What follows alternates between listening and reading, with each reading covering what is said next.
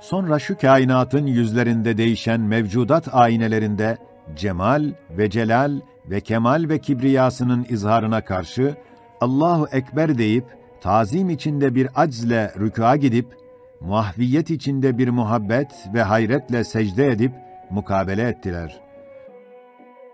Sonra o gani-i mutlakın servetinin çokluğunu ve rahmetinin genişliğini göstermesine karşı fakru hacetlerini izhar edip, dua edip, istemekle mukabele edip ve iyyâke nesta'in dediler.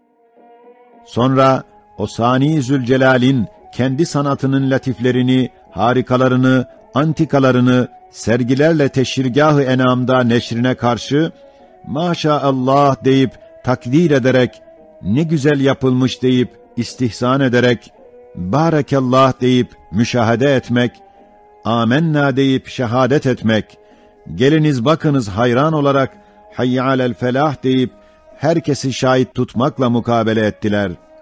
Hem o Sultan-ı Ezel ve Ebed kainatın aktarında kendi rububiyetinin saltanatını ilanına ve vahdaniyetinin ızharına karşı tevhid ve tasdik edip semi'na ve ata'na diyerek itaat ve inkiyat ile mukabele ettiler.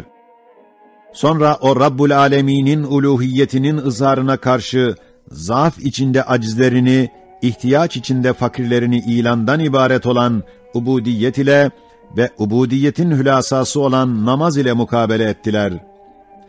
Daha bunlar gibi günagun ubudiyet vazifeleriyle şu dar-ı dünya denilen mescid-i kebirinde farize-i ömürlerini ve vazife-i hayatlarını eda edip ahsen-i takvim suretini aldılar.